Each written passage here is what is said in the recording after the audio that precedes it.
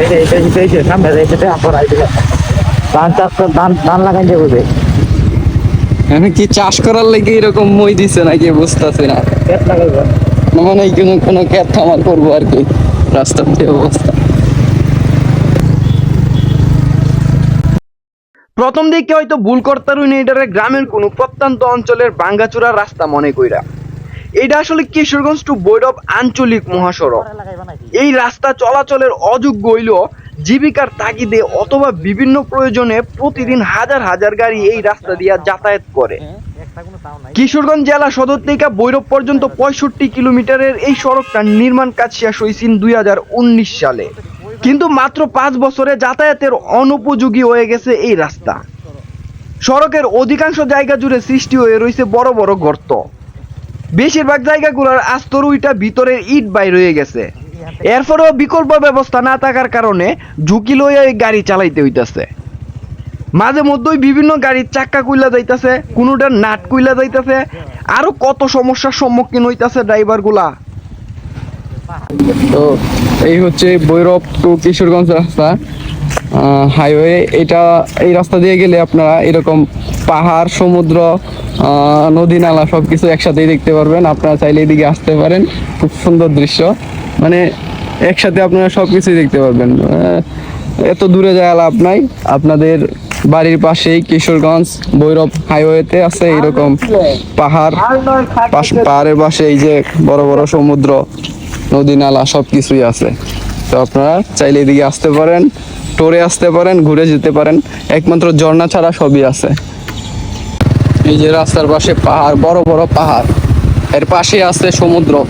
পাহাড় সমুদ্রের সংমিশ্রণে খুবই ভালো লাগতেছে রাস্তাটা। আপনারা চাইলে এই রাস্তা দিয়ে ঘুরে সবকিছু একসাথে দেখতে পারেন।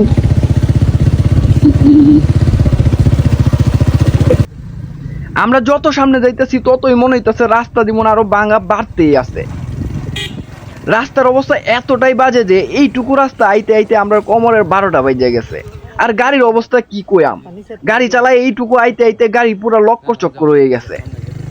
তো আমরা সামনে যাইতে যাইতে এমন একটা পর্যায়ে গিয়ে পৌঁছেছি, এখন আবার উল্টে বাড়ির দিকে যায় মইরে ডর হতেছে।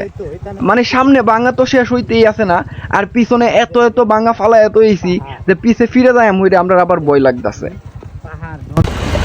আর নয় খাগড়াছড়ি, আর নয় চিটাগাং, আর নয় সিলেট, এখন পাওয়া যাচ্ছে এই আমাদের ভৈরব টু কিশোরগঞ্জ রোডেই সমুদ্রের স্বাদ এবং পাহাড়ে।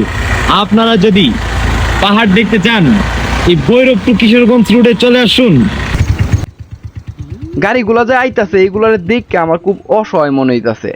যেই গাড়িগুলা রাস্তার মধ্যে নর্মালি 40 থেকে 80 টান থাকতো, এইগুলা এখন টেলা গাড়ির মতো জল্লায় জল্লায় আইতাছে। কোনটার কোনো সিরিয়াল নাই, যে দিবা পারতাছে ভাঙ্গাচুরাতে আসতে ধীরে একটার পর একটা আইতাছে। গাড়ির ড্রাইভার গুলার লাগেও আমার খুব মায়া লাগতেছে, কারণ এরা গাড়ি বালা রাস্তার মধ্যে চালাইলে যে আনো 1 বছরে যতটুক ড্যামেজ হইলে এটা মনে হয় 1 সপ্তাহে এই রাস্তার মধ্যে হয়ে যাইতেছে গা। এই রাস্তা দেখে আমার একটা গান মনে পড়ে গেল, গানটা গাইতাম ইচ্ছা করতেছে। তুমি যদি কও তাহলে গানটা গাইতাম। ডক্কর ডক্কর মমির সিং ঢাকা যাইতে কতদিন, গানটা শুনছিলাম 19 বুঝছেন নি? গান তো আর কইতারি দেয়নি ভাই। আসসালামু আলাইকুম এভরিওয়ান। আমরা বর্তমানে পৃথিবীর সবচেয়ে উন্নত মানের এবং বৈজ্ঞানিকভাবে বিশ্লেষণ করা যায় এরকম খুবই উপকারী একটা রাস্তায় আছে, যেটা মানুষের জন্য খুবই উপকারী। মানুষের সব দিক থেকে যদি বিবেচনা করা হয় তাহলে বুঝতে পারবেন এটা মানুষের জন্য সত্যিই উপকারী। বিশেষ করে এই গর্তগুলো দিয়া আপনি যদি চলেন, বর্তমানে বাংলাদেশের মানুষ অতিরিক্ত খাওয়ার ফলে ফ্যাটি লিভার বাইরে যাইতেছে, চর্বি বাইরে যাইতেছে। এগুলো মূলত মানুষ অলসতার কারণে জিম করে না বা কোনো এক্সারসাইজ করতে যায় না।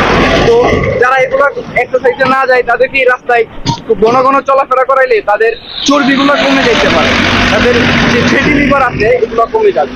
এটা একটা উপকারী দিক। আরেকটা বিষয় হচ্ছে, এদিক দিয়ে গাড়িগুলি চললে ওই রকম স্পিডে চলবে না, সব গাড়ি মোটামুটি আস্তে আস্তে চলবে।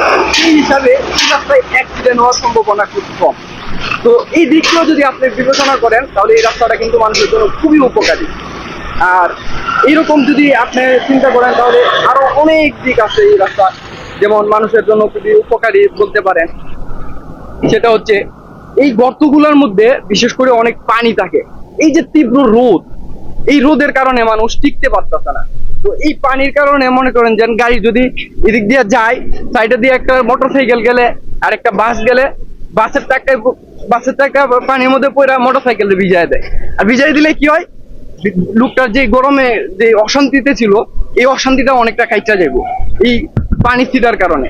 এইরকম অনেক উপকারিতা আছে। তো এই হিসাব করে আমি মনে করি রাস্তাটা ঠিক করার কোনো প্রয়োজন নাই, এভাবেই চোখ, প্রয়োজনে গর্তগুলো আরো বড় হোক, এরকম একটা গর্ত হোক যেহেতু গাড়ি যেন একটা মানে গর্ত থেকে ডুব দিয়ে আবার উঠে আই পারে। এরকম হইলে কি হইব যে ডুব দিয়ে উঠে আসলে মানে আবার কষ্ট করে গাড়িটা ধুইতে হইব না, ঠিক আছে? এই হিসাবেও মানে এই রাস্তাটা মানুষের জন্য খুবই উপকারী। আপনারা এই রাস্তা দিয়ে আসবেন যে এটা ভোগান্তি কিরকম উপভোগ করলেন? ভোগান্তি তো অনেক, রাস্তাঘাট পরিস্থিতি খুবই খারাপ, রাস্তাঘাট পরিস্থিতি ভালো না, অনেক কষ্ট করে আমাদের যাতায়াত করতে হয়, অনেক সময় গাড়ি পোল্টি খাই, এই রাস্তার পরিস্থিতি তো ভালো না। প্রায় 1 বছর উপরে যাবত আমরা অনেক কষ্ট করতেছি রাস্তাঘাটে, এখন তো আমাদের রাস্তাঘাট কমপ্লিট হইতেছে না। আমাদের এই যে কোমরের মাথা মতো প্রায় অর্ধেক সমস্যা হয়ে গেছে গা এই রাস্তার জন্য। রাস্তাটা তো মনে করেন যে বহুত একটা রাস্তা, ঠিক আছে। তারপর তো এই প্রতিদিনের যাতায়াতের সময় মানে মানুষ যে অবস্থা, মানে বহাবাদ বছর আর কিছু না কেন দেখার মতো কি কেউ নাই। এতদিন কি এমপি মন্ত্রী আসিল না, তো এখন হয়তো সরকার নাই, এখন এই অবস্থা করে। এর পূর্বের থেকে তো রাস্তা এমন অবস্থা। রেগুলার যাতায়াত করতেছি আমরা। কি কি ভোগান্তির মধ্যে পড়তে হয়? এই যে মনে করেন যে রাস্তায় যায় এই গাতা গুতা এই সেই কত কিছুই নানান ধরনের যায় যাবে, একটা গাড়ি আরেকটা গাড়ি ওভারটেক করতে পারে না, মনে করেন যে এই গাড়ি টানাই যায় না। এই রাস্তার কারণে অ্যাক্সিডেন্টের শিকার হতে হয় খুব বেশি। হ্যাঁ, দুর্ঘটনা তো হইতেই পারে, স্বাভাবিক হইতেও আছে। গাড়ির কি অসুবিধা হয়? গাড়ি তো মনে করেন যে ওই যে আমরা মালের গাড়ি চাক্কা খুললে যায়, নাট ডিল হয়ে যায়, এই পাতিগুলা ভাঙ্গে যায়, এরকম প্রায় সময় যে আমি আমার পথে সামনে একটা দুটা গাড়ি দেখি রাস্তায় দাঁড়ানো। আপনাদের ক্ষয়ক্ষতির সম্মুখীন হতে হবে। ক্ষতি অনেক হয়, যে মানে বলার বাহিরে। এখানে মানুষের গাড়িগুলা মনে করেন যে যেটা 2 বছর 3 বছর লাগতো যে যতটুকু ড্যামেজ হইতো, এই রাস্তা দিয়ে মনে করেন যে 1 সপ্তাহ গেলে এরকম ড্যামেজ হয়ে যায় গাড়ি। অনেক গাড়ি দেখলাম যে নাট ডিলা হয়ে যাইতেছে বাংলাদেশে, মনে হইতেছে তো এরকমই উগান্ডার নি প্রত্যেকটা ড্রাইভার হতাশ, সবাই হতাশ। কেমন লাগে? ভালো লাগে। এখানে রাজধানী টিভি আর জিটিভি চ্যানেলের সাক্ষাৎকার নিতেছে এই রাস্তার ব্যাপারে। বিভিন্ন টিভি চ্যানেল আসতেছে, এই রাস্তার যে বাজে অবস্থা এটা কিন্তু কর্তৃপক্ষ নজরে পড়তেছে না। সেই হিসাবে বিভিন্ন টিভি চ্যানেল আসতেছে, ওইগুলা ভিডিও করতেছে, অনেকে সাক্ষাৎকার নিতেছে। তো আপনাদের কাজ হচ্ছে আপনারা ভিডিওগুলো যদি একটু শেয়ার দেন এবং কর্তৃপক্ষের নজর পর্যন্ত পৌঁছায় দেন, তাহলে এটা নিয়ে হয়তো অনেকে কার্যকর ভূমিকা পালন করতে পারে। সেই হিসাবে আপনারা একটু কাজ করেন, এই ভিডিওগুলো একটু শেয়ার দেন। জনগণ শেয়ার দিলে মনে করেন যে এটা কর্তৃপক্ষ পর্যন্ত পৌঁছাবে। আর তাদের যদি লজ্জা বলতে কিছু থাকে, তাহলে এই রাস্তাটা খুব দ্রুত কাজ করবে। যদি তাদের লজ্জা থাকে, এইভাবে বলার পরেও যদি তাদের লজ্জা না হয়, তাহলে মনে করেন যে আর কিছু করার নাই। আপনারা দ্রুত ভিডিওটা শেয়ার করে দেন আর বিশেষ করে কর্তৃপক্ষের নজরে পৌঁছানোর জন্য সাহায্য করুন।